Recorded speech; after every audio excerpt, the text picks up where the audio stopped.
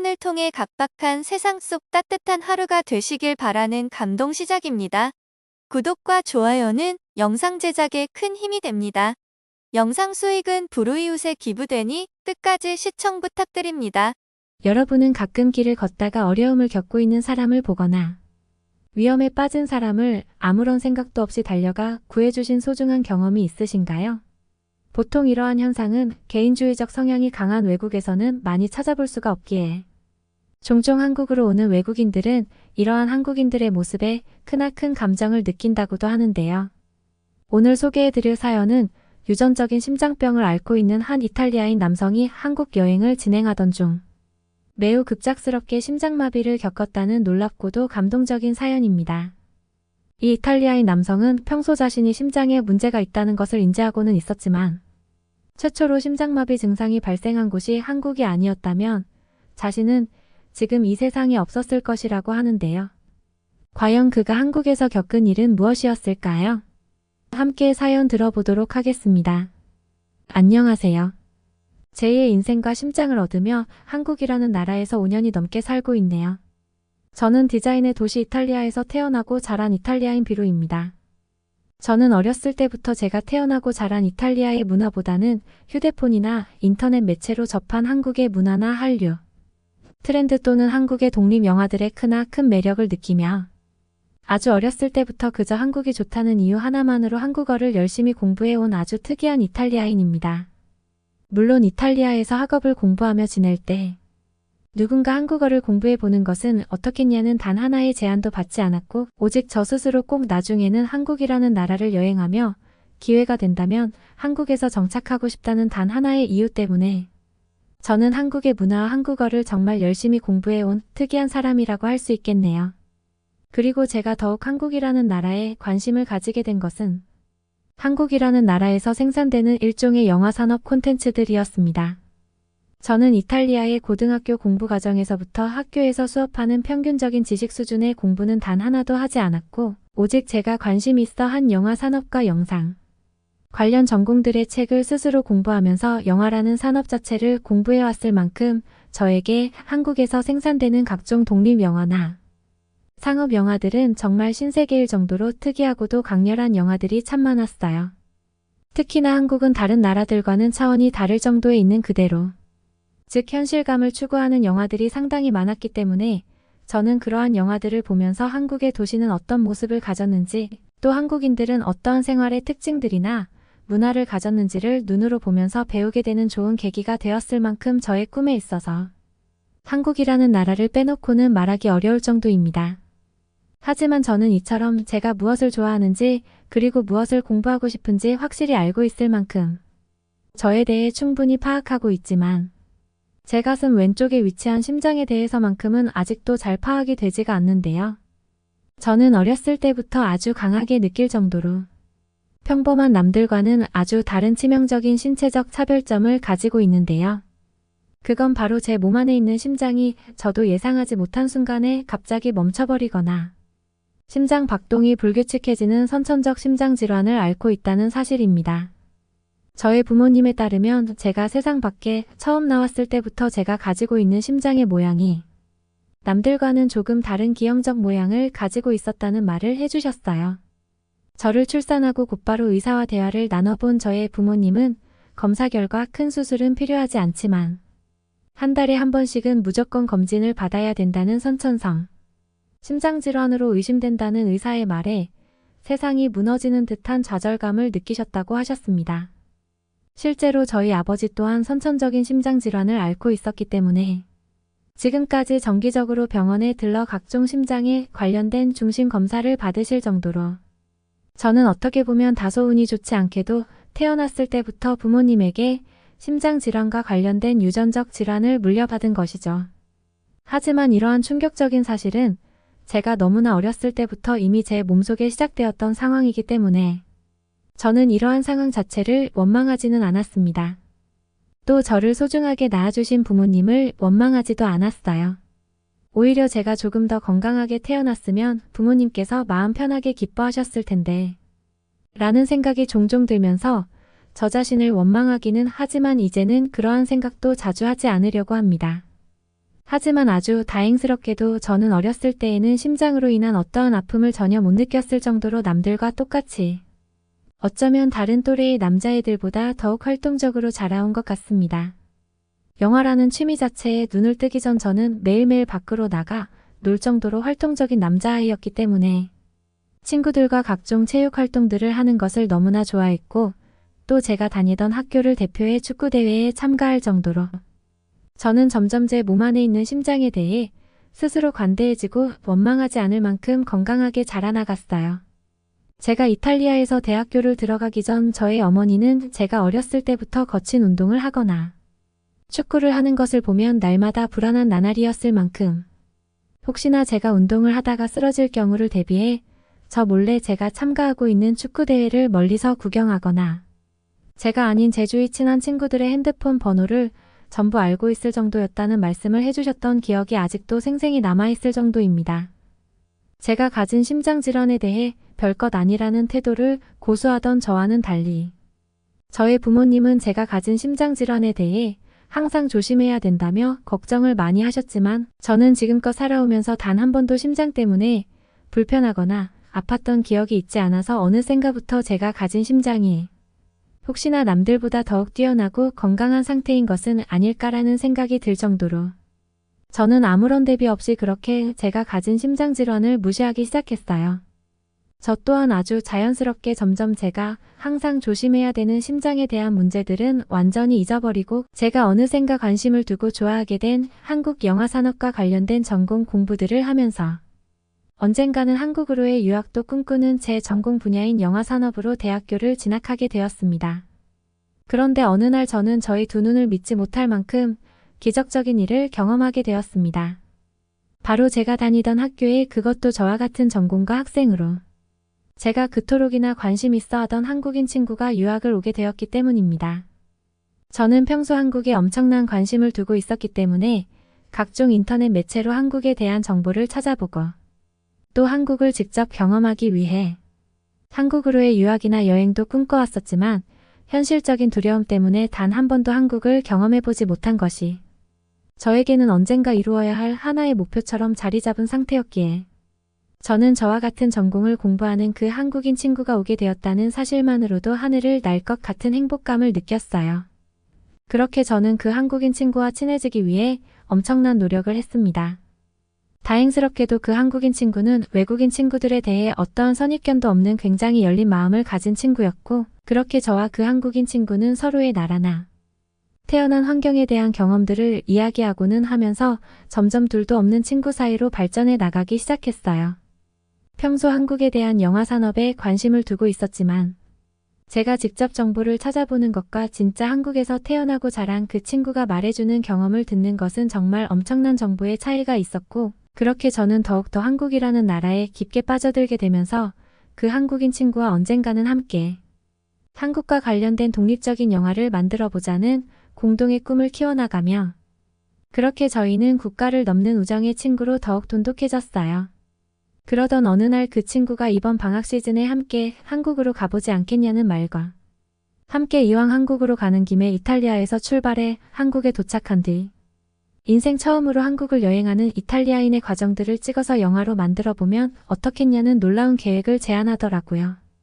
이러한 아이디어를 생각해준 그 친구한테도 너무나 고마웠지만 제가 더욱 기쁠 수밖에 없던 것은 그동안 혼자라는 두려움 때문에 쉽게 시도해 볼 수 없었던 한국 여행을 한국이라는 나라와 지리에 잘 알고 있는 한국인 친구와 함께 할 수 있겠다는 사실이 더욱 기뻤습니다. 친구 또한 방학 시즌 중 일정 기간은 한국에 있는 아름다운 명소들을 저에게 직접 소개해주고 교통편을 이용하는 것에 대한 가이드를 직접 해주겠다며 자신이 한국의 전통 음식을 제대로 맛볼 수 있는 음식점도 알고 있다면서 자기만 믿고 따라오라는 말까지 해주더군요. 저는 그날부터 하루하루 그 친구와 함께 한국으로 여행을 가는 날만을 손꼽아 기다리면서 조금씩 여행 준비를 하며 꿈만 같은 시간을 보냈습니다. 하지만 제가 놓쳤던 부분이 있는데 그것은 바로 언제나 저희 심장과 몸을 걱정하시던 부모님을 설득하는 것이었습니다. 부모님은 자신들의 손길이 닿지 않는 나라로 여행을 간다는 저희 말을 다 듣지도 않으시고는 절대 안 된다는 말만을 하셨고 심장질환이 있는 사람이 장거리로 여행을 떠나는 것 자체가 말이 되냐면서 저한테 엄청 화를 내셨어요. 하지만 제가 태어난 직후를 제외하고는 저는 단 한 번도 저의 심장에 대한 아픔을 느끼거나 이상한 징후를 느낀 적이 전혀 없었기 때문에 이러한 점을 부모님에게 계속해서 말씀드리면서 오히려 그렇게 과한 대처를 하는 것이 저의 미래를 계속 압박하는 것이라는 말로 부모님을 설득, 언젠가는 심장질환에 대한 생각 자체를 완전히 하지 않는 것이 저의 완전한 목표라는 것도 차분히 설명해 드렸습니다.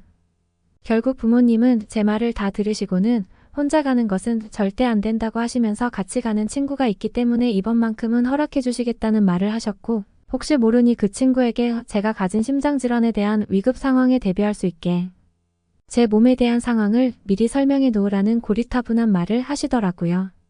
저는 결국 한국으로 여행을 하는 것이 최종 목표였기 때문에 일단은 알겠다고 말씀을 드렸고 친구에게 말해야 되겠다는 사실은 그저 까마득히 잊은 채 저와 한국인 친구의 한국 여행은 그렇게 시작되었어요.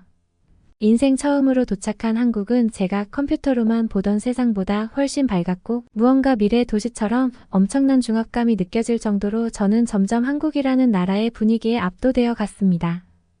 이미 공항에 도착한 순간부터 제가 살던 나라의 공항과는 비교가 안 될 정도로 깨끗하고 큰 한국의 공항은 앞으로의 여행이 어떤 식으로 진행될지 생각만 해도 두근거림을 유발할 정도였어요. 그렇게 저는 그 한국인 친구와 함께 도착하자마자 서울이라는 도시에서 친구가 미리 예약해 놓은 한국의 지역 음식들을 맛보았고 또 친구는 제가 관심 있어 하던 영화 산업과 관련된 서울의 지역 명소들을 꼼꼼히 소개해 주면서 그렇게 저희의 첫 번째 여행 일정은 완벽하게 마무리되어 갔습니다. 첫째 날의 모든 여행 일정을 마치고 친구는 서울의 자기 집에서 자겠다는 말과 함께 저희는 다음 날의 약속을 정한 뒤 헤어졌고 저는 친구의 도움을 받아 예약해 놓은 호텔로 가벼운 발걸음을 옮기면서 서울의 도시들을 구경한 뒤 인생 처음으로 한국의 호텔에 혼자 도착하게 되었어요. 하지만 모든 짐을 정리하고 호텔에서 샤워하는데 갑자기 무언가 좋지 않은 가슴 부위의 통증과 함께 순간적으로 앞이 흐려지는 듯한 느낌이 들더군요. 순간적으로 깜짝 놀란 저는 이러한 증상이 무엇인지 전혀 파악하지 못했지만 가슴 부위의 통증과 시야, 흐려짐 증상은 매우 짧은 시간 동안만 발생했기 때문에 저는 무리한 여행의 일정 때문에 나의 몸이 잠시 피곤한가 보다 하는 생각만 한 채로 샤워를 마무리하고 빨리 자야 되겠다는 생각만 했습니다. 다행스럽게도 잠을 자려고 누웠을 때에는 또 몸이 굉장히 편안해져서 아무런 일도 일어나지 않았고 저는 아주 개운하게 아침을 맞이했습니다. 별다른 일은 일어나지 않았고 저는 전날의 통증에 대한 원인을 찾아볼 생각은 전혀 하지 않은 채 그렇게 친구와의 두 번째 여행 일정 장소로 혼자 출발하기 시작했습니다. 약속 장소에 도착했을 때는 이미 친구가 도착해 있었고 저는 그 친구를 놀라게 해주어야 되겠다는 마음에 아주 빠른 속도로 친구에게 달려가기 시작했죠. 하지만 매우 안타깝게도 여기까지가 저의 마지막 기억이네요. 저는 분명히 친구를 향해 달려가고 있었지만 이러한 마지막 기억 속에서 눈을 떴을 때 저는 한국의 병원에서 눈을 뜨게 되었습니다. 그리고 눈을 뜬 저를 본 한 한국인 간호사분은 다급히 저의 눈에 불빛을 비추시고는 소리가 들리고 말을 할 수 있는 상태인지 물어보셨고 이내 어딘가로 전화를 걸더니 얼마 지나지 않아 그 한국인 친구가 병원에 도착했어요. 친구의 말을 들었을 때 저는 너무 놀랄 수밖에 없었습니다. 친구는 저를 기다리던 중 어디선가 퍽 하는 소리가 나서 그쪽을 돌아보았는데 제가 쓰러져 있었다는 말을 하면서 곧바로 119에 신고한 뒤 구조대원의 요청대로 제 가슴에 손을 대어 보았지만 아무런 심장박동도 느껴지지 않았다는 충격적인 말을 해주더라고요. 하지만 제가 매우 운이 좋았던 사실은 그 한국인 친구가 제세동기에 대한 교육을 받은 친구였다는 사실과 제가 쓰러진 바로 뒤편의 호텔에 마침 심장 제세동기가 갖춰져 있었다는 것이에요.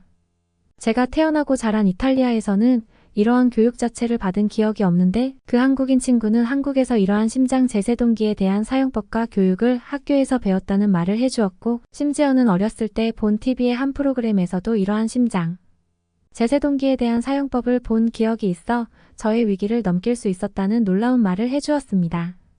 친구는 그때 당시 매우 당황했지만 아직 현장에 도착하지 않은 응급구조대원의 제세동기 사용 요청이 할 수 있다는 말과 함께 그저 저를 살려야겠다는 생각밖에 없었다고 하더라고요. 그렇게 저는 다행스럽게도 친구의 응급처치로 심장이 미약하게나마 뛸 수 있었고 한국의 빠른 의료 인프라로 곧바로 병원에 옮겨져 제2의 인생을 살 수 있게 되었습니다. 한국의 병원에서는 아주 다행스럽게 빠른 응급처치로 이번 위기를 넘겼지만 제가 심정지와 관련된 수술이 무조건 필요한 상황이라는 설명을 해주시며 상황이 여의치 않다면 지금 바로 한국에서 수술을 받을 수 있는 절차를 진행하는 것이 좋을 것이라는 계획마저 말씀해 주시더라고요. 곧바로 저는 부모님에게 해외 전화를 이용해 이 사실을 말씀드렸고 모든 수술과 회복 기간을 지나 지금은 완전히 제2의 기적을 찾아준 한국에 감사하며 그때부터 계속 한국에 살고 있습니다. 수술을 받고 나서는 꾸준히 저를 수술해준 한국의 담당 선생님을 찾아뵈면서 저의 상태를 주기적으로 검사하고 있기에 저는 이제 완전히 안전한 상태예요. 하지만 만약 심장 제세동기 사용에 대한 공공교육이 거의 없는 다른 나라에서 이런 사고가 발생했다면 아마도 지금의 저는 존재하지 않았을 것이라는 생각이 듭니다. 그만큼 한국은 한국인들이 생각하는 것 이상으로 의료체계 교육에서 자신들도 모르게 각종 구조법이나 제세동기 사용에 대한 교육을 무의식적으로 받는 매우 대단한 나라라는 사실을 한국인들이 잊지 않았으면 좋겠습니다. 그리고 저는 지금 한국에서 새로운 삶을 찾게 된 저를 주인공으로 친구와 함께 독립영화를 제작하고 있습니다. 그날의 감사한 기억을 절대 잊을 수 없게 말이죠. 어떻게 들으셨나요? 우리가 어렸을 때부터 계속해서 교육받아오던 각종 구조법이나 인공호흡의 중요성에 대한 너무나 소중한 사연이었던 것 같은데요. 이러한 공공의 교육을 꾸준히 받을 수 있는 한국에 감사하며 제2의 인생을 살게 된 비로시도 앞으로 한국에서 더욱 행복하게 살았으면 좋겠습니다. 이탈리아는 한참 멀었어. 이것 좀 봐. 한국에 와본 사람이라면 다 알걸. 안녕하세요. 저는 이탈리아의 요리학교에 다니고 있는 다운이라고 합니다. 제가 다니는 학교는 일반적인 학교가 아니고 일종의 직업학교라고 봐야 하는데요. 여기서 좋은 성적을 받으면 유명한 레스토랑에 취직할 수 있는 길이 열리기도 하고 그런 기회를 잡아야만 언젠가는 어디 레스토랑 출신의 셰프라는 이력 한 줄을 달 수 있습니다. 그런 이력이라도 있어야 내가 창업을 하더라도 찾아주는 손님이 있기 마련이고요. 경쟁 사회인 지금 시대의 컨셉에 맞게 철저하게 경쟁 제도로 운영되고 있는 학교입니다. 때문에 일반적인 대학교와 다르게 여기서는 다른 사람에 대한 배려나 이해가 부족한 편이에요. 오직 자신만 생각하고 자신의 이득만 생각해야 하죠. 일반적인 대학이었다면 굉장히 이기적인 성격을 가지고 있으며 인성이 좋지 않은 학생은 도태될 수도 있는 상황일 수도 있지만 그저 요리만 잘하고 그저 음식에 대한 감각만 뛰어나면 취직을 잘하는 것은 사실이니까. 다들 남들에 대한 배려 따위는 접어두는 편입니다. 하지만 제가 이 학교에서 만나게 된 한국인 유학생인 미라만큼은 그런 성격이 아니었어요. 미라는 다른 사람들에게 웃으면서 인사를 건네는 친구였습니다. 지금도 이 학교의 분위기는 늘 싸늘하고 냉담한 편이지만 그래도 미라의 분위기 메이킹 덕분에 그나마 조금 온기가 돌고 있는 상황입니다. 미라는 조금 특이한 경력을 가지고 있는데요. 이미 한국에서 근무했던 경험이 있다고 했어요. 호텔의 조리실에서 근무했던 경험이 있었고 5년 넘게 근무했으나 특별히 두각을 나타내지 못해서 요리를 더 배워야겠다고 생각이 들었다고 하더군요. 그래서 직장을 그만두고 이탈리아에 유학을 와서 이렇게 새로운 것들을 배워간 뒤 나중에 자신의 멋지고 유명한 레스토랑을 꾸미는 게 꿈이라고 했어요. 모르긴 몰라도 저보다 나이도 한참 많을 거예요. 참 제가 어떻게 미라에 대해서 이렇게 잘 알고 있냐고요. 쌀쌀맞던 제 마음을 보아가 녹여버린 일이 있었기 때문인데요. 평소와 같이 치열한 분위기 속에서 시간 내 요리를 완성해야 하는 시험이 진행되고 있을 때였습니다. 많은 학생들은 긴장한 표정이었고 오직 자신의 미션만 생각한 채 다른 사람들 따위는 안중에 없는 그런 분위기였습니다.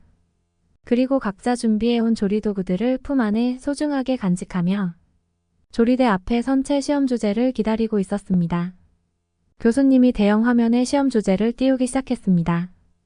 연어 요리로 주제가 떨어졌고 그제서야 학생들은 가죽으로 감싸고 있던 자신의 조리도구들을 조리대에 펼치며 날카로운 칼들을 꺼내기 시작했습니다.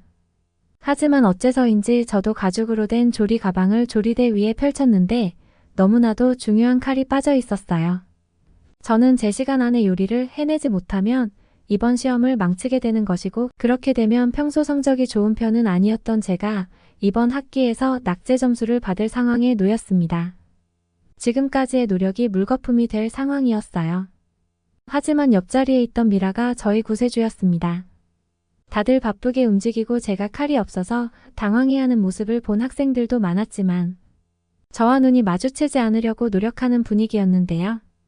좌절을 초월한 감정으로 정신을 놓고 멍하니 바닥만 쳐다보고 있는 저를 보고서 미라는 저에게 무슨 문제 있냐며 말을 걸어왔습니다. 미라는 저에게 자신의 칼을 빌려줄 테니 칼을 가운데 놓고 서로 필요할 때 같이 쓰자고 얘기해 주더군요. 대신에 빠르게 움직여야 한다는 말과 함께요. 미라도 다른 학생들처럼 시간에 쫓겨 조리를 해야 하는 이 시험에서 긴장 가득한 얼굴을 하고 그런 말을 했지만 그녀가 보여준 배려는 너무나 다정했습니다. 저는 고맙다는 말을 할 새도 없이 빠른 속도로 요리를 시작했습니다. 옆 조리대에서 미라도 마찬가지로 이마에 땀이 날 만큼 빠르게 몸을 움직이고 있었어요. 미라의 배려가 있은 이후로 저는 미라와 친해졌습니다. 미라와 친해지면서 자연스럽게 미라의 고향인 한국이라는 나라에 대해서 알게 되는 계기가 되었죠.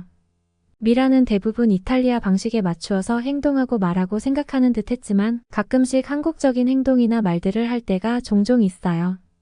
그게 잘못되었다는 게 아니라 그런 미라의 행동을 보면서 한국 사람들은 이기적이지 않구나, 친구를 소중하게 생각하는구나, 겉으로는 차가워 보여도 알고 보면 속으로는 따뜻한 사람들이구나 같은 것들을 느낄 수 있었습니다.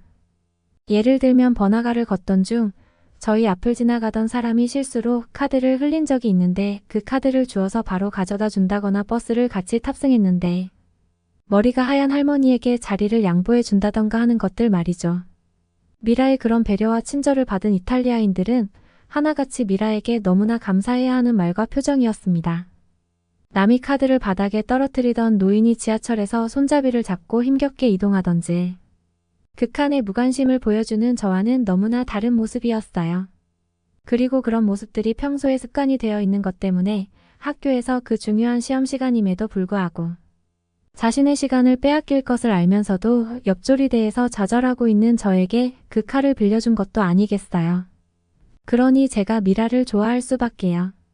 미라와 대화를 할 때면 지금 눈앞에 놓인 학교 이야기나 남자친구 이야기, 가족 이야기 등 다양한 주제로 대화를 나누고는 했습니다. 이런 것들은 이탈리아인 친구를 사귄다고 해도 똑같겠죠. 하지만 미라와는 한국에 대한 이야기들도 많이 나누었고 그 이야기들은 늘 흥미로웠어요. 사람 사는 것이 다 비슷한 것 같으면서도 또 반면에 생각보다 다른 모습들이 많았거든요.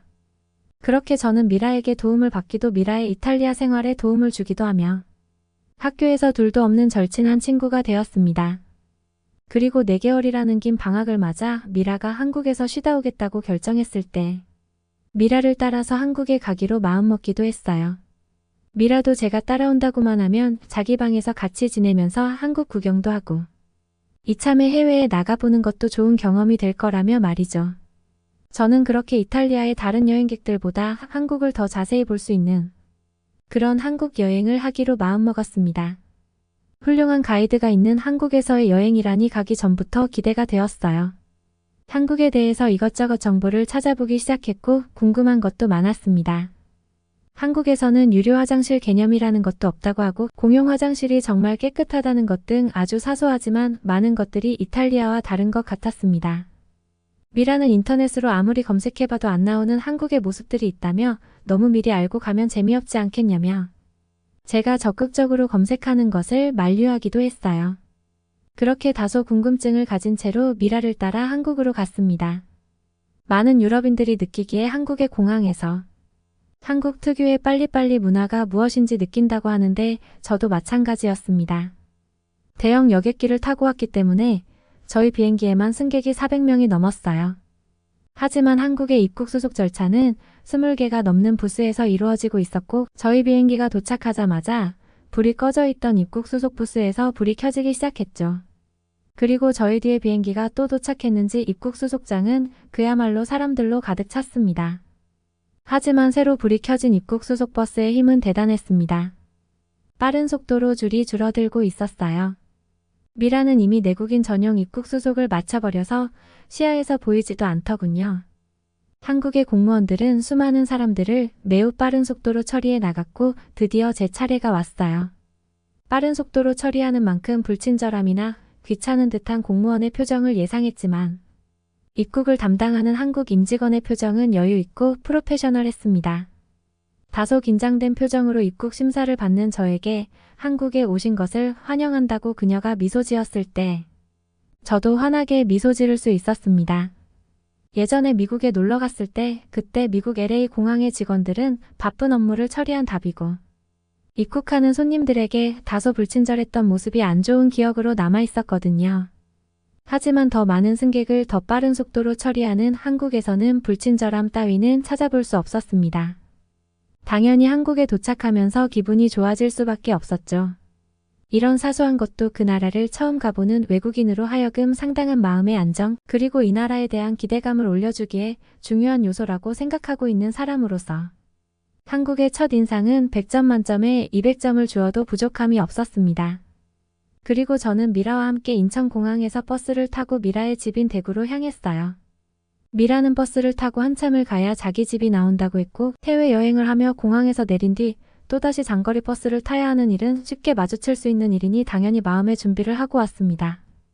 버스라는 것이 아무리 편해도 불편하기 마련이고 아무리 좋아봤자 버스라고 생각했고 저는 한국에 도착한 뒤 장거리 비행 직후 바로 장거리 버스를 타는 것에 부담을 느끼고 있었습니다. 아무리 마음의 준비를 했다고 하더라도 말이죠. 하지만 미라는 생각보다 편안한 여행이 될 수 있다며 너무 무서워하지 말라는 말을 했었는데 그 말은 정말 진심이었습니다. 한국의 공항버스는 굉장히 넓은 좌석에 굉장히 많은 편의시설들이 있었습니다. 일단 핸드폰 충전이 가능하다는 것 그 자체로도 저에게는 혁명과도 같았어요. 게다가 버튼을 누르면 화장실에 갈 수 있게 휴게소에 정차해주세요 라는 의미를 담은 버튼도 있었는데 그것을 함부로 누르면 안 되겠다는 생각이 들기도 했죠. 하지만 말 안 통하는 외국에서 이런 의사표현을 할 수 있는 버튼이 있다는 것. 그 자체만으로도 이미 외국인의 입장에서 한국은 부담이 안 되는 나라가 될 수 있겠다는 생각이 들었습니다. 사소하지만 작은 배려를 잘하던 미라와 마찬가지로 한국은 사소한 배려들이 잘 마련되어 있다는 생각이 들었습니다. 게다가 적당히 뒤로 젖혀지는 의자는 제가 숙면을 취하기에도 너무 편안했습니다. 인천공항을 떠나는 것까지는 기억이 나는데 버스가 정차하길래 깼습니다. 그랬더니 한국의 휴게소에 도착했다고 했어요. 유럽에서 흔히 마주치는 휴게소와는 차원이 달랐는데요. 한국의 휴게소는 거의 쇼핑몰과 다름없는 수준의 깨끗한 시설을 가지고 있었습니다. 거기서 파는 음식의 질도 상당히 높았고요. 그곳에서 저희는 배고픈 배를 채우기 위해서 음식을 사 먹었는데 정말 어쩔 수 없이 배를 채우기 위해 음식을 억지로 입으로 집어넣어야 했던 일반적인 유럽의 휴게소 음식과는 달랐습니다. 이런 한국의 모습은 앞으로도 한국 여행을 하며 어떤 놀라운 일이 나에게 일어날지 몰라 설레이는 기대감 같은 궁금증이 생기기 시작했습니다. 그렇게 신기했던 휴게소를 거쳐서 미란의 집에 도착했습니다. 보란의 부모님께 인사를 드리고 보란의 집에 머물면서 본격적인 한국 여행이 시작되었습니다. 이곳 대구에서는 여행할 곳이 많지는 않으니 자동차를 타고 대구 주변의 다른 도시들을 여행 가기로 했습니다. 미라가 운전면허가 있다고 했어요. 미라는 기존에 가지고 있던 운전면허증을 갱신해야 된다며 관공서로 향했습니다. 미라는 운전면허 갱신 기한을 초과한 상태여서 여러 가지 서류를 준비해야 된다고 했습니다. 고등학교 3학년 때 땄던 운전면허를 이제서야 갱신한다고 하더군요.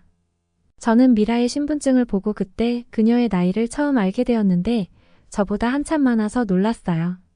한국 사람들이 유난히 어려 보이는 얼굴을 하고 있는데 미라도 마찬가지였죠. 그래서 저도 거리낌 없이 다가갈 수도 있었고요. 이탈리아에서는 나이 차이가 많이 나도 친구가 될 수 있는데 자기보다 나이가 많아 보이면 또 그렇게 쉽게 친구가 되지는 않거든요. 아무튼 미라는 이제부터 서류를 준비해야 된다고 하더군요. 자신이 면허 갱신 기한 내 외국에 있었다는 사실을 증명하면 과태료도 내지 않고 아무런 문제 없이 갱신이 가능하다고 했습니다. 그리고 그렇게 해야 자신의 운전면허가 유효해지기 때문에 그때부터 운전을 할 수 있다고 하더군요. 한국이 일 처리가 빠르니까 저는 그래도 일주일 정도면 충분하겠다고 생각했습니다. 이탈리아에서는 몇 달씩 걸리는 것은 기본인데 한국 사람들은 관공서도 일처리가 매우 빠르다며 인터넷에서 많은 사람들이 대단하다는 이야기를 했던 것을 봤기 때문이죠. 하지만 제 예상은 완전히 빗나갔습니다. 미라는 근처 관공서에 가는 것이 아니라 집에 있는 컴퓨터를 이용해서 관련된 서류를 발급받아 출력을 해버렸습니다. 자신의 출입국 기록이 적혀져 있는 서류였습니다. 누가 봐도 관공서에서 발급해야만 하는 서류였는데 관공서에 직접 찾아가지 않아도 이렇게 집에서 서류가 인쇄되어 나오니 제 입장에서는 완전히 믿지 못할 광경이었어요. 그리고 미라는 그 서류를 가지고 근처에 있는 면허시험장에 방문하면 된다고 하더군요. 미라를 따라갔다가 거기서 또 한 번 놀라고야 말았습니다. 서류를 제출하고 기존의 면허증을 반납한 뒤 현장에서 사진을 촬영했으며 그 촬영한 사진을 바로 새로운 면허증에 새겨서 새 면허증이 완벽하게 발급이 되었습니다. 그 시간은 채 10분이 걸리지 않았으며 저는 미친 한국의 속도에 감탄할 수밖에 없었습니다. 이탈리아에서는 몇 달에 걸쳐 진행되어야 할 모든 절차가 눈앞에서 바로 진행이 되어버렸고 그냥 그 자리에서 모든 게 끝나버렸습니다. 저는 한국의 일처리는 세계에서 최고 수준이니 최소한 일주일 정도는 걸릴 줄 알고 면허증이 나오기 전에 대중교통을 이용해서 주변을 둘러보겠구나 생각하고 있었습니다. 그래서 미라 몰래 대구에 가보고 싶은 곳을 검색해보고 있었고 거기에 데리고 가달라고 말할 계획이었거든요. 저희는 시차 적응을 마치는 며칠간 대구에 머물며 대구 주변의 번화가에도 가보고 등산도 해보는 시간을 가진 뒤 미라의 새 면허증과 함께 미라의 부모님이 빌려주신 자동차를 타고 부산이라는 대도시로 향했습니다. 미라는 면허를 취득한 지는 오래되었지만 운전은 매우 서툴더군요. 미라는 차 유리 뒷면에 초보 운전이라는 스티커를 붙인 채로 운전을 했어요. 그리고 한국 사람들은 미라가 실수하거나 느린 속도로 운전을 할 때마다 그 스티커를 보고 알아서 잘 피해가는 듯한 느낌을 받았습니다. 그렇게 한국의 쾌적한 고속도로를 타고 부산으로 향했습니다. 그리고 부산이라는 도시가 멋지고 볼 것이 많았다는 것은 누구나 알 수 있는 사실이니까. 저는 한국 사람들의 친절한 모습에 대해서 이야기를 해보고 싶습니다. 더 정확히는 이탈리아의 부끄러운 모습을 반성하는 취지의 말을 하고 싶습니다. 제가 이 글을 쓰게 된 핵심적인 내용이기도 하고요. 한국 사람들은 외국인인 제게 매우 친절한 편이었는데요. 특히 저희 부모님 또래의 머리가 하얗게 물들어 있는 한국의 어르신들은 저에게 적극적으로 말을 걸어주었습니다. 간단한 영어로 어디서 왔느냐는 인사말을 시작으로 한국에 온 것을 환영한다는 인사를 여러 차례 받았어요. 그리고 그들은 외국인인 제게 진심으로 환영해주는 듯한 모습이었습니다. 이것은 정말 이탈리아뿐만 아니라 모든 유럽 국가들이 배워야 된다고 생각해요. 아니, 반성해야 한다고 생각합니다. 이탈리아의 노인들은 가끔 동양인 관광객에게 여기 왜 왔냐는 말을 퉁명스럽게 하고요. 더운 여름날에 더워하고 있으면 더워서 힘드냐고 말을 걸어놓고 덥다고 말하면 더운데 왜 여기 이탈리아에 있어? 니네 나라로 돌아가라는 말을 내뱉고는 하거든요. 제가 그런 장면을 지금까지 살면서 수십 차례 목격해 왔는데 한국에서는 어르신들이 저에게 말을 걸 때 환영한다는 말을 해주고 있었거든요. 그래서 처음 한국의 어르신들이 저에게 웃으며 말을 걸어올 때 긴장하는 마음도 있었어요. 나에게 차별적인 발언을 하면 싸워야 하나 무시해야 하나. 이탈리아 노인들이 동양인 관광객들에게 하던 짓을 내가 여기 한국에서 그대로 당하는구나, 어쩔 수 없구나, 이런 생각이 머릿속을 스쳐갔는데 말이죠. 알고 보니 그들은 저에게 환영 인사를 해주고 싶었던 거예요. 저는 마음이 너무 뭉클해졌고요. 그리고 그런 인사를 받을 때마다 너무 감사하고 죄송한 마음이 들었습니다. 이탈리아에 있을 때 내 앞에서 이탈리아의 노인이 차별적인 발언을 내뱉을 때마다 그들을 도와주지 않고 그냥 무심하게 지나쳤던 제 자신을 반성했습니다. 그리고 제가 한국의 어르신들이 저에게 차별적인 발언을 하고 너네 나라로 돌아가라는 말을 했다면 제 한국 여행은 정말로 끔찍했을 것이라고 확신이 들었습니다. 그런데 이탈리아에서는 그런 일들이 자행되고 있고 한국인들을 포함한 많은 동양인들이 받아서는 안 되는 대접을 받고 있어요. 한국에서 누군가 외국인에게 차별적인 대우와 언성을 높여 화를 내고 있으면 이 한국 사람들은 당장 도와줄 사람들이 분명한데 이탈리아에서는 내 알바 아니니까 신경 쓰지 말자라는 생각으로 그냥 그곳을 지나쳐갈 것이 분명하잖아요. 저는 한국을 여행하며 무엇보다도 한국 사람들의 따뜻한 모습에 크게 감동을 받았습니다. 그리고 아직도 한국의 어르신들에게 너무나 감사한 마음을 가지고 있어요. 한 가지 분명한 것은 한국에서처럼 이탈리아를 방문하는 외국인들에게 환영 인사를 건네지는 않더라도 최소한 너네 나라로 돌아가라는 등 불쾌한 말을 건네는 사람이 제발 없어졌으면 하는 마음이 가득합니다. 그리고 저는 앞으로 내 앞에서 이탈리아의 노인이 외국인 관광객에 그런 차별적인 대우를 한다면 절대로 참지 않고 본때를 보여주겠다는 생각을 가지고 있습니다. 그리고 그 노인의 싸움 대상이 나로 바뀌게 된다고 하더라도 말이죠. 그리고 이 글을 보는 이탈리아인들도 반성을 해야 한다고 생각합니다. 자신이 외국에 나가서 그런 안 좋은 소리를 듣고 차별적인 모욕을 듣는다고 생각해 보세요. 이제는 이런 행태를 멈춰야 할 때가 아닐까요? 저는 한국을 여행하며 한국의 발전된 모습, 한국의 빠른 일 처리 등 수많은 장점들을 보고 왔지만 이것만큼 더 뜻깊은 교훈은 없었다는 생각이 듭니다. 요즘 젊은 세대들은 한국 이야기에 관심이 많은 사람이 많아서 이렇게 한국에 오게 된 이야기부터 천천히 글을 쓰다가 뒤늦게 제가 진짜 하고 싶은 이야기를 꺼내기는 해서 단순 여행기로 생각하고 여기까지 글을 읽어오신 분들이 계시다면 그것에 대해서는 사과 말씀을 드리고 싶습니다. 하지만 제가 강조한 이 부분을 꼭 기억해 주세요. 한국의 어르신들의 친절한 모습을 기억해 주세요. 안녕하세요. 저는 40대 회사원으로 남편과 2명의 초등학생 자녀와 영국에 살고 있는 카렌입니다. 이렇게 제가 인사드리게 된 계기는 오늘 여러분들께 제 한국 여행의 여정과 그 여행에서 제가 경험한 놀라운 변화들을 설명해 드리기 위해서예요. 제 글을 읽으시는 영국인 분들도 과거에 저와 같이 한국에 대한 선입견을 가지고 있는 분들이 많으실 거라 생각해요. 아무리 K-팝과 한국의 드라마가 성행한다고 해도 그건 보여주기식 국가 홍보용 도구일 뿐이라고 생각했던 저희니까요. 그런 분들이 제 글을 읽고 조금이나마 한국에 대해 체험해 볼 수 있기를 바라며 최대한 자세하게 적어보도록 하겠습니다. 먼저 과거에 제가 한국에 대해 편견이 생긴 이유는 크게 3가지인데요. 첫 번째는 역시 미리 여행을 다녀온 제 지인들이 부정적인 평가를 했기 때문이에요. 제 친구들 중 일부는 K-팝을 좋아해서 한국에 갔는데 한국에 매우 실망했다고 하더라고요. 이유를 물어보니 한국의 도시 일부에서 위생 상태가 좋지 않았고 공공장소에서 흡연 문화 정립도 안 돼 있는 나라이며 아무렇지 않게 쓰레기를 버리는 사람들이 많다고 했어요. 대기오염도 심했다고 했고요. 그리고 두 번째 이유 역시나 서양식 미디어의 뉴스 기사들도 한몫했죠.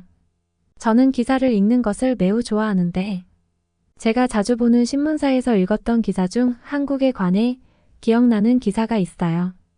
그 기자는 한국의 도시 내 빈부격차, 농촌 지역의 낙후된 인프라와 교육차별, 열악한 고용 환경과 산업재해를 다루고 있었거든요. 그래서 저는 한국 사람들이 국민성보다는 돈을 중요시하고 청결하지 못하고 매우 이기적인 사람들이라고 생각하게 되었던 것 같아요. 지금 와서는 이렇게 말하는 게 매우 부끄럽지만요. 마지막으로 3번째 이유는 한국과 같은 동아시아에 위치한 일본 여행에서 겪었던 개인적인 경험 때문이었습니다.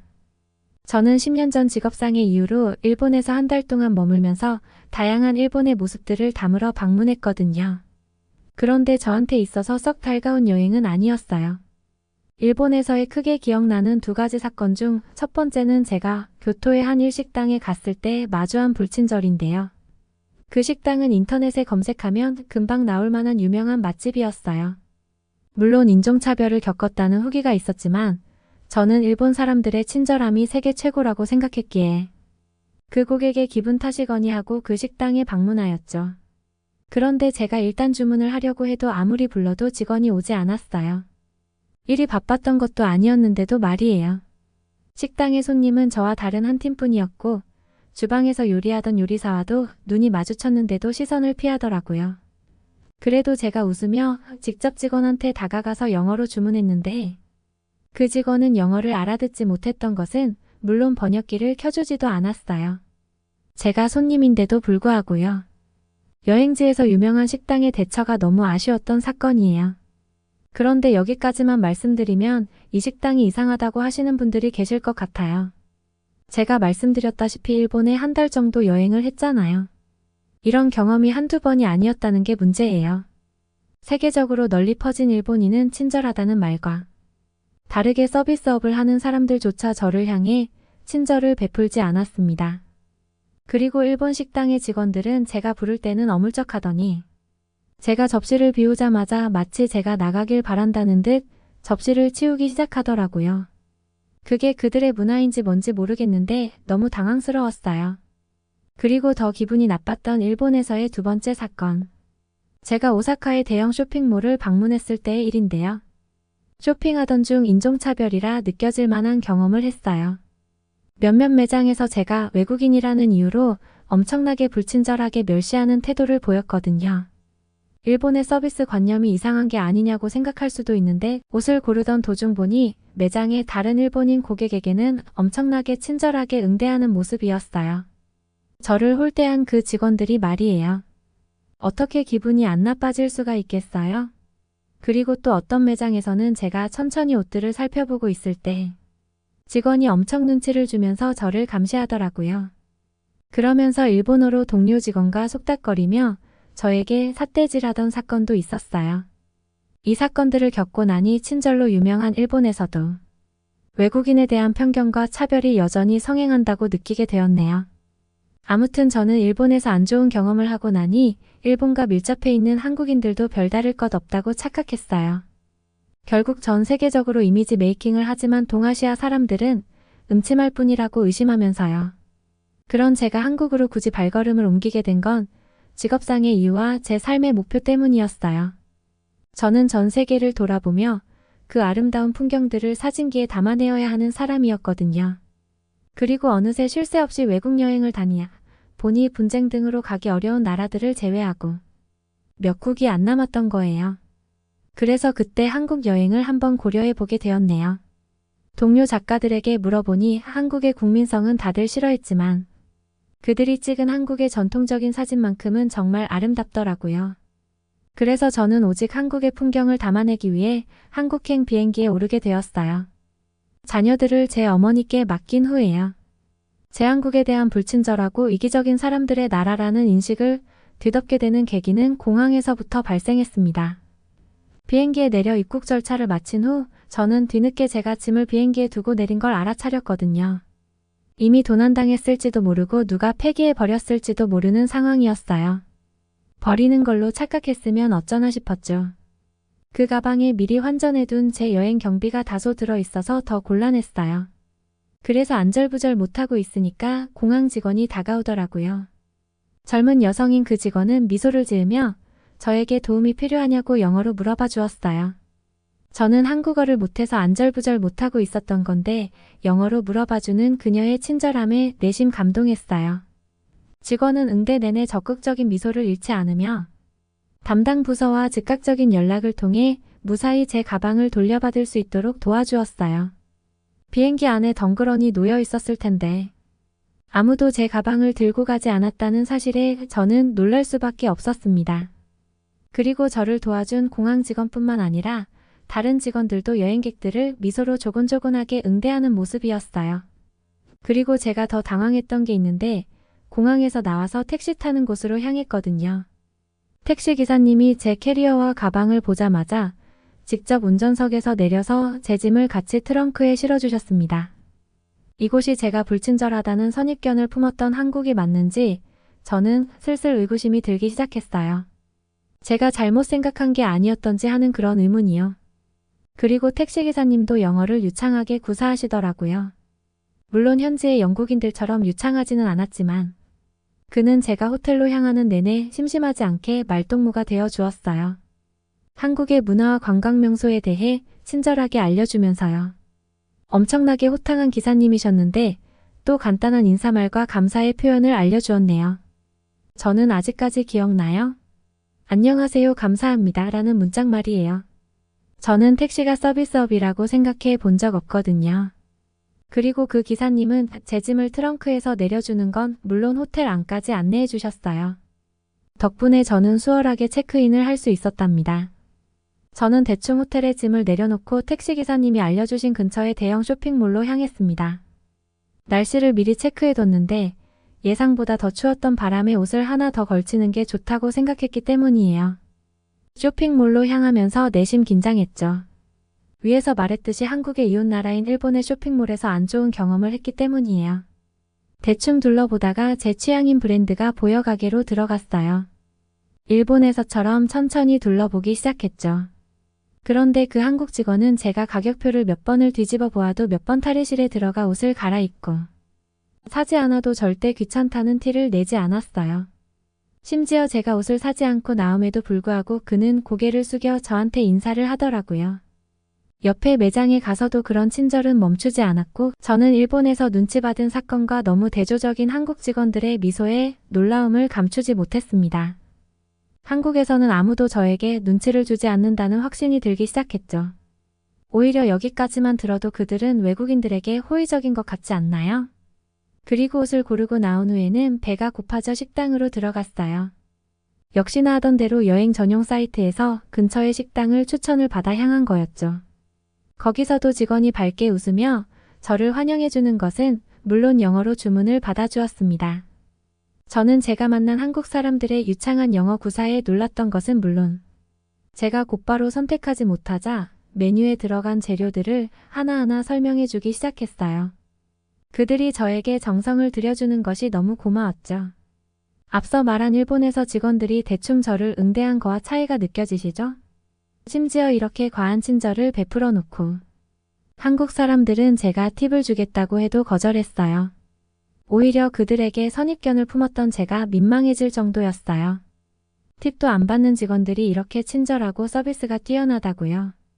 제가 정말 9개의 많은 나라를 여행 다녔지만 한국 직원들의 서비스는 단연 최고라고 확신할 수 있었습니다. 저는 한국을 방문한 이유가 사진이라고 말씀드렸는데요.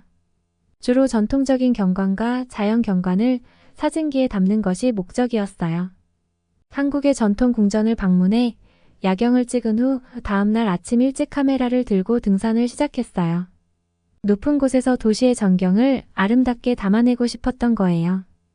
앞서 제가 한국의 서비스 직원들에 대한 친절을 경험했다고 작성했는데 이번 에피소드는 한국의 일반 국민들에 대한 따스함이에요. 저는 주변을 둘러보며 산행길을 가고 있었어요. 거기에는 내려오는 사람들과 올라오는 사람들이 마치 친구가 된 듯 인사를 나누며 화기애애한 분위기였어요. 물론 영국에서도 스몰톡은 흔하게 볼 수 있는 풍경이었지만 제 한국에 대한 차갑고 이기적이고 개인주의적이란 이미지는 완전히 사라져버린 계기가 되었네요. 선행길에 오르신 중년분 중에는 저를 보고 영어로 인사를 해주시는 분들도 계셨어요. 외국인 관광객에게 그들의 언어로 인사를 건네주는 것도 어떻게 보면 사소하지만 소중한 배려 아닐까요? 일본인들은 저를 보고 피하기 급급했는데 말이에요. 그리고 거의 정상에 다다를 때쯤 제 불찰로 발목이 삐끗해버린 거예요. 너무 통증이 밀려와서 길을 막고 있다는 사실도 자각하지 못한 채 그 자리에 주저앉아 버렸어요. 정말 머릿속이 하얘지고 한동안 움직일 수 없었으니까요. 바로 그때 반대편에서 내려오던 한 중년 부부가 저를 보고 달려왔어요. 그들은 서툰 영어로 저와 소통을 시도하며 가방에서 파스를 꺼내 저에게 직접 붙여주었어요. 영국의 의사보다 더 정성 들인 태도로요. 그래도 통증이 쉽게 가시지 않는 저를 부축하여 근처 바위에 앉혀주셨어요. 그분들이 영어가 유창치 않았기 때문에 저는 번역기를 켜서 소통하게 되었지만 제가 직업상의 이유로 꼭 정상에 올라야 한다고 설명하니 그곳까지 같이 가주겠더라고 흔쾌히 말씀해 주셨습니다. 이게 무슨 감동적인 배려인가요? 말이 통하고 통하지 않고가 중요한 게 아니었어요. 한국이라는 곳은 저를 향한 따뜻한 관심과 눈빛이 존재하는 나라였습니다. 길을 막고 있음을 깨닫고 살짝 걱정했는데도 아무도 저에게 멸시 어린 시선을 던지지 않았거든요. 저를 정상까지 데려다 주신 중년 부부는 번역기를 통해 한국을 사랑해줘서 감사하다는 말을 해주었어요. 제가 연신 감사해야 할 상황인데 왜 그들이 저한테 감사하는지 이해는 안 갔지만 마음만은 정말 따뜻해졌지 뭐예요. 저는 카메라를 통해 산 정상에서 내려다보는 한국의 도심을 담기 시작했어요. 정말 경관이 따로 없더라고요. 직전날 방문한 전통적인 숨결이 살아있는 경복궁과는 또 다른 매력인 발전된 한국 수도의 모습을 이렇게 내려다보니 너무 아름답고 감탄이 나올 뿐이었어요. 저는 기차를 타고 서울을 벗어나 부산으로 향했습니다. 한국 여행의 일정이 4일간의 촉박한 여정이었던 나머지 시간을 오래 끌 수는 없었거든요. 그리고 수도인 서울에서의 경험이 너무 좋았던 탓에 내심 부산에서 실망하지는 않을까 하는 걱정도 있었어요. 제 한국에 대한 선입견 중 하나로 지방과 수도의 빈부격차도 있었으니까요. 한국의 아랫도시인 부산의 첫인상은 서울과 별다를 게 없었어요. 역시 깔끔하고 잘 정돈된 길거리는 물론 딱히 청소하시는 분들도 보이지 않는데도 불구하고 쓰레기가 굴러다니지 않는 길거리의 풍경도 포함해서요. 그리고 역시 부산하면 바닷가로 유명하다고 하더라고요. 제가 예약한 호텔 또한 바닷가 근처의 5성급 호텔이었고 저는 바로 그 길로 향하였죠. 거기서 또 기억나는 사건이 있었어요. 제가 가방을 제외하고도 촬영 장비가 무거웠던 캐리어를 2개를 들고 있었는데 저와 같이 버스를 기다리던 사람이 제 짐을 버스에 올려준 거예요. 그 남성은 제가 자리에 앉을 때까지 제 짐을 끌어주었어요. 신기하죠? 개인주의랑은 거리가 먼 모습이었으니까요. 한국 사람들은 개인주의와 집단주의 성향을 모두 갖추고 있다고 생각하게 되었어요. 그들은 남들에게 민폐를 끼치지 않으려 노력하면서 필요한 도움은 제공하는 사람들이기 때문이에요. 창 밖으로 스쳐 지나가는 부산의 경관을 눈에 담으며 버스를 내릴 차례가 되자 저는 긴장해야 했어요. 이미 저를 도와주었던 승객은 자리를 떠났고 혹시 제가 캐리어를 내리느라 시간이 지체되면 나쁜 말을 하는 사람이 있을까 봐요. 저는 관광객으로서 한국에 온 사람이었고 한국인들에게 영국인들의 인상을 나쁘게 하고 싶지 않았어요. 그랬더니 웬걸 역시나 버스에 타고 있던 다른 승객이 제가 짐을 내리는 것을 도와주었습니다. 심지어 그분은 제 짐을 내려주고 다시 버스에 올라탔어요. 오직 저만을 위해 자리에서 일어나 주셨던 거였죠. 어찌어찌 그렇게 한국의 해변에 도착했어요. 숨통이 탁 트이는 듯한 겨울의 해변이 저를 맞이했죠. 모래사장을 걷는 내내 쓰레기들은 보이지도 않았어요. 제 고향인 영국에서도 절대 볼 수 없는 청결이었어요. 어쩌면 시민의식이 선진국인 나라는 영국이 아니라 일본이 아니라 한국이 아닐까요? 청소하는 사람들이 따로 보이지도 않는데 수많은 사람들이 스쳐 지나감에도 불구하고 거리가 이 정도로 청결하다는 것은 바로 그들의 시민의식과 뛰어난 국민성을 의미한다고 확신합니다. 그리고 저는 해변의 경관을 마음껏 담은 후 부산의 한 언덕 마을로 향했어요. 다양한 삶의 터전을 촬영하고 싶었으니까요. 정말 신기했던 게 마을로 들어섰음에도 불구하고 식당과 카페에는 외국인들을 위한 영어 메뉴판이 준비되어 있더라고요. 물론 없었던 것도 있어요. 그럴 때는 제가 먼저 요청하지 않아도 직원이 영어로 설명해 주거나 번역기를 돌려주는 시기였기에 여행 도중에 소통의 부재로 인한 불편함이라고는 한 번도 없었습니다. 이외에도 정말 신기했던 점이 많은데 너무 길어질 것 같으니 이쯤에서 마무리하도록 할게요. 요약하자면 제가 느낀 한국은 정말 청결하고 친절하고 미소가 아름답고 보답을 바라지 않고 친절을 베풀며 국민성이 뛰어난 나라입니다. 한국을 떠날 때 저는 쉽사리 발걸음을 떼지 못하겠더라고요. 너무 아쉬웠어요. 이렇게 다양하고 감동적인 경험들을 할 줄 알았더라면 일본에서처럼 한 달은 잡았어야 하는데 말이죠. 괜히 제 편협한 선입견으로 인해 좋은 기회들을 놓친 것 같아 아쉬운 마음을 감출 수가 없었네요. 여행에서 돌아온 저는 제가 한국에서 찍은 작품들을 전시회에 투고했어요. 더 많은 사람들이 한국의 아름다움을 알아주고 그들에게 감탄해 주길 바랐기 때문이에요. 한국 사람들이 저에게 보여준 미소만큼 저도 한국 사람들에게 도움이 될 수 있는 그런 사람이 되고 싶어 이 글을 쓰게 되었네요. 꼭 기회가 된다면 다시 한번 방문하고 싶은 나라입니다. 여러분은 어떻게 보셨나요? 응원과 격려의 한마디씩을 댓글로 남겨주시기 바랍니다. 사연자분께 전달해드리겠습니다. 저희 감동시작은 실제 사연 제보를 받고 있습니다. 채택되신 분께는 선물도 드리고 있습니다. 저희의 사연이 여러분의 하루에 작은 힘이 될 수 있었으면 좋겠습니다. 감동적인 사연을 주변 사람들에게 공유하고 함께 이야기 나눠보세요. 끝까지 시청해주셔서 감사합니다. 더욱더 좋은 영상으로 찾아뵙겠습니다.